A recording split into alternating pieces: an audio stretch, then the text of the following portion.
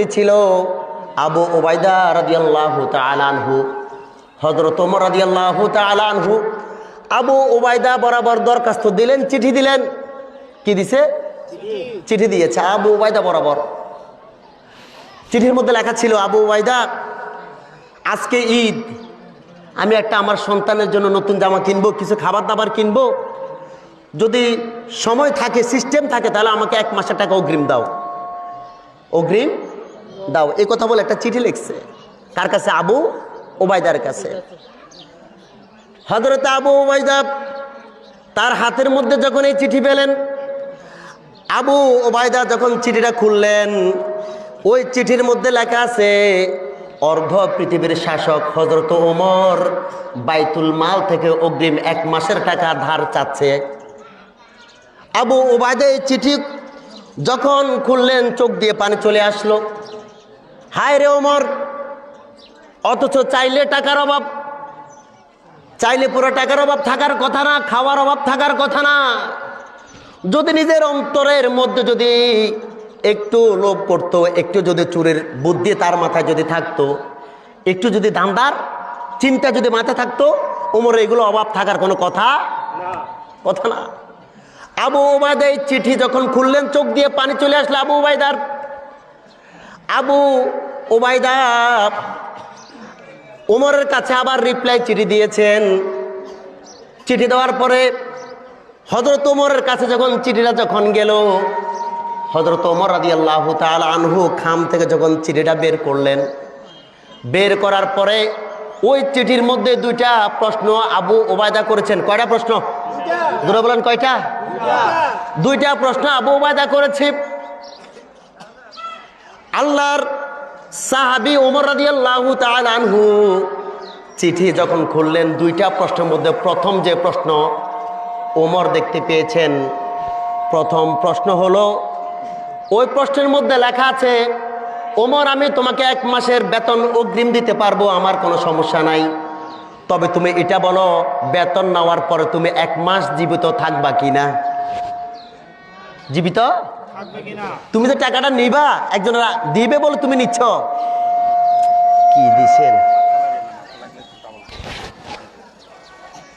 তাহলে 1 মাসের টাকা আমি তোমাকে দিব, শর্ত হচ্ছে তুমি আগামী 1 মাস বেঁচে থাকতে পারবা কিনা, এই গ্যারান্টি তুমি কি দিতে পারবা? আচ্ছা বলুন, কে কে গ্যারান্টি দিতে পারবে যে আগামী 1 মাস না, 1 দিন আমি 100% বেঁচে থাকবো, আল্লাহ আমাকে নিবে না, এই গ্যারান্টি কেউ দিতে পারবে? এই কথা হযরত ওমরের মাথায় কাজ করেছি। হযরত ওমর চিন্তা করলো, আমি যদি 1 মাসের টাকা যদি অগ্রিম যদি নিয়ে নেই, আমি যদি আগামী কালকে যদি মারা যাই, তাহলে আমি ঋণগ্রস্ত অবস্থায় যদি মৃত্যুবরণ করি, কাল হাসরের মাঠে আমি যখন উঠব, এই টাকার আল্লাহর কাছে আমি মাথা নত করে উঠতে হবে। হযরত ওমর চিন্তা করলেন, মৃত্যুর বাঁচার গ্যারান্টি আমি যদি দিতে পারবো না, তাহলে ওই টাকা বাইতুল মাল থেকে আমার ওমর লাগবে না। সুবহানাল্লাহ। আর আমাদের দেশের নেতা খাতার কি অবস্থা? কথা বলেন, নেতা খাতার কি অবস্থা আমাদের দেশে? আজকে ওমর থেকে শিক্ষা গ্রহণ করতে হবে রাষ্ট্র কিভাবে চালাতে হয়, ঠিক কিনা বলেন? এর জন্য আমাদের অতীত মনে রাখতে হবে। অতীতে কারা ছিল, এখন নাই। আবার বর্তমানে যারা আছে, তারা অতীতের মানুষগুলোকে চিন্তা করতে হবে। আমাদের আচার ব্যবহার, রাষ্ট্রের কাঠামো যদি ঠিক না হয়, তাহলে আমরা ক্ষমতা চিরস্থায়ী নয়, ঠিক কিনা বলেন? ক্ষমতা চিরস্থায়ী। এর জন্য সব কিছুর মধ্যে সুষ্ঠু বন্টন লাগবে। কোনো দলাদলি, কোনো পাওয়ার, কোনো ক্ষমতা, কোনো হ্যাডামের দরকার। হযরত ওমর যেভাবে রাষ্ট্র পরিচালনা করেছেন, যেভাবে নিজের হালাল টাকা থেকে অগ্রিম বেতন পর্যন্ত, 2 নম্বরই তো দূরে থাক, দুর্নীতি তো দূরে থাক, অগ্রিম বেতন পর্যন্ত হযরত ওমর ধরে নাই। ওমর, তাহলে এটা হচ্ছে প্রথম প্রশ্ন। তাহলে হযরত ওমর বলছে, আমি বাঁচার গ্যারান্টি দিতে পারবো না, কাজে আমার টাকা দরকার। 2 নম্বর প্রশ্ন আবু উবাইদা লিখেছে নিচে দিয়ে, 2 নম্বর প্রশ্ন, ওমর, তোমার কাছে আমার, তুমি আজকে ক্ষমতায় আছো, কাল তুমি ক্ষমতায় থাকবে কিনা, এই গ্যারান্টি তুমি যদি দিতে পারো, আমি উবাইদা তোমাকে 1 মাসের বেতন অগ্রিম দিব। হযরত ওমর যখন 2 নম্বর প্রশ্ন পড়লেন, ওমর চিন্তা করলো, আমি আজকে ক্ষমতায় আছি, কালকে যদি দুনিয়ার মানুষগুলি আমাকে ক্ষমতা থেকে নামিয়ে দেয়, আমি ক্ষমতায় থাকতে পারবো না। আর যদি ক্ষমতায় না থাকি, এই টাকা নেওয়া আমার পক্ষে উচিত হবে না। হযরত ওমর এখানে ক্ষমতার লোভ করেছে? ক্ষমতার লোভ করেছে? ক্ষমতার লোভ করে নাই। বড়জোর সবাই যদি নামিয়ে দেয়, এই কথা চিন্তা করে হযরত ওমর টাকা নেন নাই। টাকা হযরত ওমর আবু ওবায়দার কাছে চিঠি পাঠিয়েছে কাঁদতে কাঁদতে, আবু ওবায়দা, আমি এই টাকা লাগবে না, আমার নতুন জামাও লাগবে না, আমার খানা পিনা লাগবে না, ঈদের দিন প্রয়োজনে না খেয়ে থাকবো, তবু আমি বাইতুল মাল থেকে কোনো টাকা গ্রহণ করব না। এগুলো চিন্তা করবেন। আপনারা সমাজের দায়িত্বে যারা আছেন, গরিব মেম্বার যারা হবেন, চেয়ারম্যান যারা হবেন, এমপি যারা আছেন, এগুলো একটু ঘাটাঘাটি করবেন। এই কথাগুলো মানুষের সামনে বলবেন, আপনি মানুষের হৃদয়ে জায়গা করে নিতে পারবেন। হাজরিন, কথা ছিল অনেক, বেশি আর কথা বলবো না। আরেকটা কথা বলে আমি শেষ করে দিই। দান সদকা আপনারা রমজান মাসে অনেক করেছেন, করেছেন না? অনেক দান সদকা আপনারা করেছেন। হালাল দান সদকা আল্লাহ পাক জমিনে রাখেন না, আল্লাহ তাআলা আসমানে নিয়ে যান। আল্লাহ তাআলা আসমানে নিয়ে যান। হযরতে ঈসা আলাইহিস সালামের জামানায়, কার জামানায়? ঈসা আলাইহিস সালামের জীবনী যদি কোরআন হাদিসে সর্বপ্রথম যদি আসে, এই অকেয়া, এই ঘটনাটা সর্বপ্রথম ঈসা আলাইহিস সালামের জীবনের মধ্যে লেখা হয়। আমি এই ঘটনাটা একটু বলে শেষ করে দিচ্ছি। নাম কি? হযরতে ঈসা আলাইহিস সালাম সবচাইতে মারাত্মক একজন নবী ছিলেন। আল্লাহর সাথে তার কি হতো? ফাইটিং হতো, কথা কাটাকাটি হতো। তিনি সমস্ত জীবের, সমস্ত প্রাণীর ভাষা বুঝতেন। হযরতে না, মুসা কালিমুল্লাহ আল্লাহর সাথে কথা বলতে পারতেন। হযরত ঈসা আলাইহিস সালাম তার জামানায় ধোপা বলে, আমাদের দেশে ধোপা, ধোপা কি? ওই যে কাপড় কাছে, হিন্দুরা কাপড় কাছে না? ঈসা আলাইহিস সালামের জামানায় এরকম একটা ধোপা কাপড়, মানে একজন থেকে নিয়ে আরেকজনকে দিয়ে ফেলতো, মানে এলোমেলো করে ফেলতো, হিসাব ছিঁড়ে ফেলতো বা ঠিকমতো দিত না। তখন তদানীন্তন সময়ে হযরত ঈসা আলাইহিস সালামের সম্প্রদায় ঈসার কাছে গেলে বিচার দিয়েছে, ঈসা, আমরা আর পারছি না, এই ধোপাকে তুমি এলাকা ছাড়া করো। কি করো? এলাকা ছাড়া করো। কারণ এই ধোপা মানুষের জামা কাপড় নষ্ট করে ফেলে, ছিঁড়ে ফেলে, সে ঠিকমতো দায়িত্ব পালন করে না, তার জ্বালা যন্ত্রণায় আমরা এলাকা থাকা সম্ভব। সবাই মিলে দল বল সবাই মিলে ঈসার কাছে গেল। হযরতে ঈসা আলাইহিস সালামের কাছে গিয়া আবদার করলো, ওই ধোপাকে তুমি এলাকা ছাড়া করে দাও, তার জ্বালা যন্ত্রণা আমরা মানুষগুলো ঠিকমতো খাইতে পারি না, বসতে পারি না, কথাবার্তা বলতে পারি না, তার লেনদেন ভালো না, তাকে তোমরা বের করে দাও, তাকে তুমি বের করে দাও। কার কাছে বিচার দিল? ঈসা আলাইহিস সালামের কাছে। তার সম্প্রদায়ের মানুষরা কার ব্যাপারে? ধোপার। হযরত ঈসা বললেন, তাকে ডাকে নিয়ে আসো। কি আনো? ওই ধোপাকে ধরে নিয়ে আসো আমার কাছে। সবাই মিলে ওই ধোপা লোকটিকে হযরত ঈসার কাছে এনে যখন দাঁড় করালেন, হযরত ঈসা আলাইহিস সালাম ওই ব্যক্তিকে সামনে রেখে আল্লাহর কাছে হাত তুলেছেন আর দোয়া করেছেন, আল্লাহ, এই ব্যক্তিকে তুমি ধ্বংস করে দাও। কি করে দাও? আমি আপনাদেরকে একটা কথা বলি, প্রত্যেক নবীর একটা দোয়া ছিল, কথাটা এখানে বলেছিলাম মনে হয় গত জুমায়। ঈসা আলাইহিস সালাম একজন নবী ছিলেন, এই জন্য নবীদের দোয়া আল্লাহ সবার আগে কবুল করতেন। হযরত ঈসা আল্লাহর কাছে হাত তুললেন, আল্লাহ, তাকে তুমি হেদায়েত দান করো, না হয় তাকে তুমি দুনিয়া থেকে নিয়ে যাও, তাকে তুমি ধ্বংস করে দাও। হযরত ঈসা আলাইহিস সালাম আল্লাহর কাছে দোয়া কবুল, এই দোয়া যখন করলেন, আল্লাহ সঙ্গে সঙ্গে ঈসার দোয়া কবুল করে নিলেন। এ দোয়া কবুল করার পরে ওই লোক যখন বাসায় চলে গেল, তারপর দিন মানুষ জানে ঈসা যে দোয়া করবে আল্লাহ সেটা ফিরাবেন না।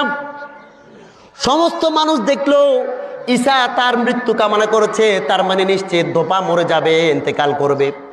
কিন্তু পরের দিন যখন সূর্য উঠলো, ওই ধোপা প্রত্যেক দিনের মতো তার কাজে যাচ্ছে, কাঁধে দুইটা টুকরি নিয়ে, কাপড় নিয়ে যখন যাচ্ছে, যখন মানুষ দেখলো এই লোক এখনো মৃত্যুবরণ করে নাই, জীবিত, সবাই আবার ঈসা আলাইহিস সালামের কাছে গেল, ঈসা, আপনি দোয়া করেছেন ওই ধোপার জন্য, ও তো মরে নাই, সুবহানাল্লাহ বলবেন না?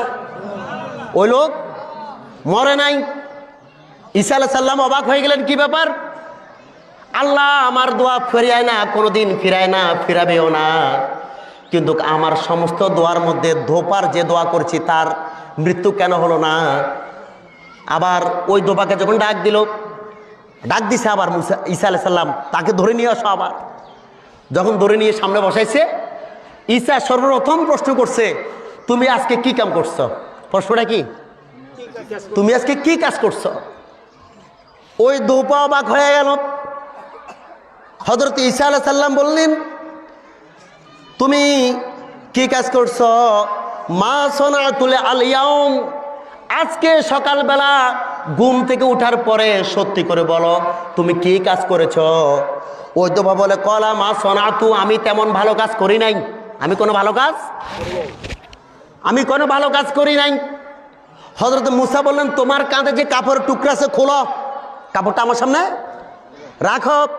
হযরত মুসা আলাইহিস সালাম ওই কাপড় সরাইয়া, ঈসা আলাইহিস সালাম কাপড়ের গাঁটটিটা সরাইয়া, হযরত ঈসা আলাইহিস সালাম ওই গাঁটটির ভিতর থেকে একটা সাপ বের করছে। কি বের করছে? আপনারা আমাদের খেয়াল না করে ওনার দিকে খেয়াল করতেছেন, অবাক। টাকা সবাইকে দিয়ে দেন ভাই, টাকা সবাইকে দিতে হবে, সবাই টাকার দিকে টাকা রয়েছে, এটা কাজ করবে না নেক্সট টাইম।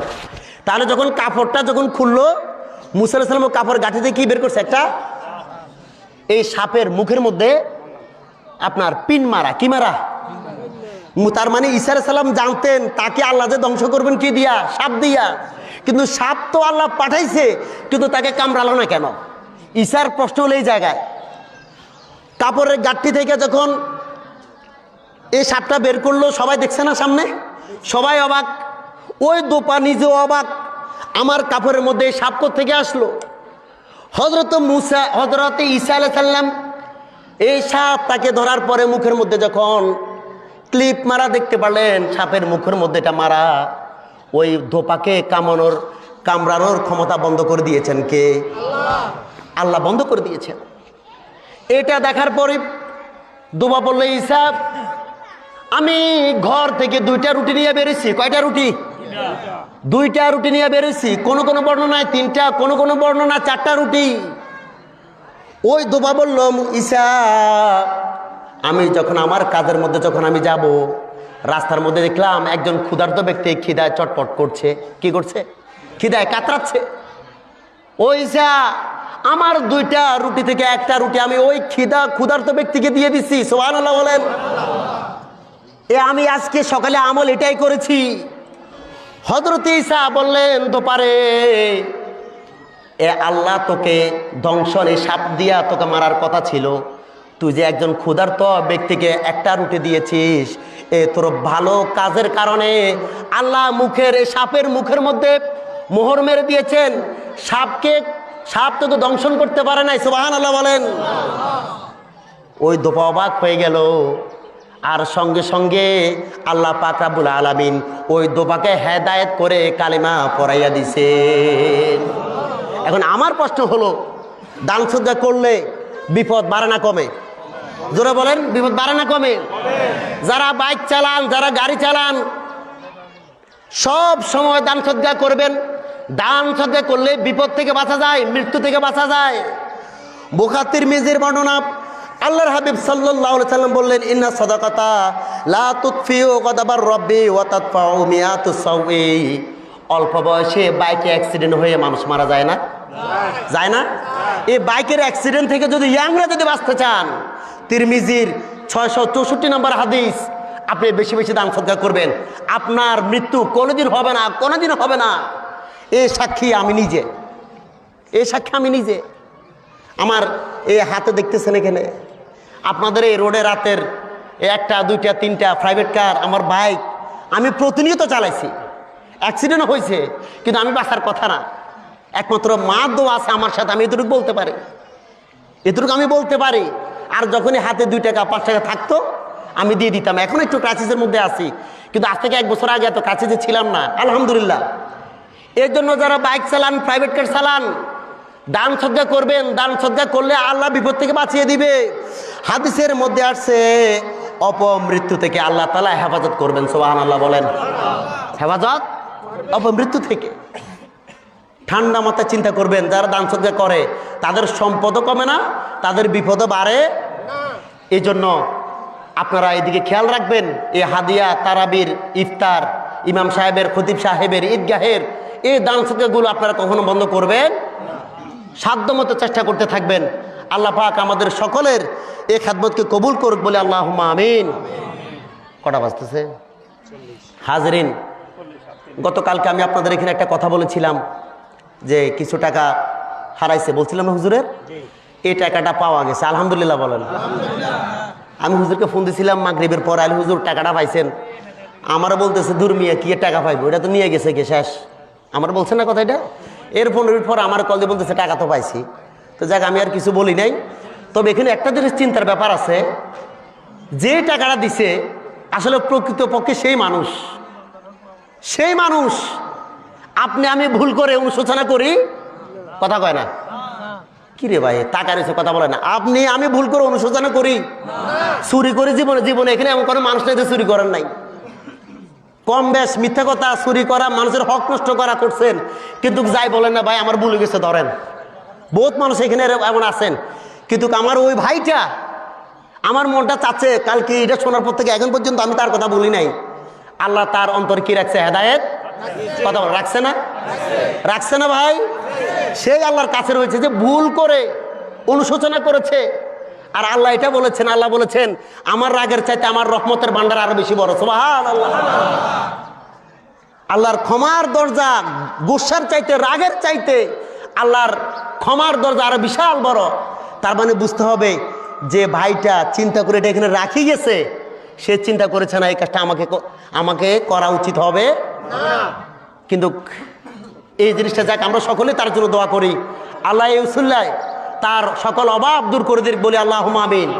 আল্লাহ তাকে হালাল কোনো ব্যবসা বা চাকরি করার তৌফিক দেখ বলে আল্লাহুম্মা আমিন। এইভাবে আমরা সকলেই সতর্ক হতে হবে, কথা বলেন ঠিক কিনা? এই টাইপসের যারা আছে আমরা ব্যবসা বাণিজ্য ধরাই দিব। আমি যেটা যেটা বললাম হাজরিন, এই বলে আমি আমার অগোছালো কথা এখানে শেষ করলাম সময় স্বল্পতার কারণে। আর আজকে ফজরের সময় আপনারা হুজুর আমাকে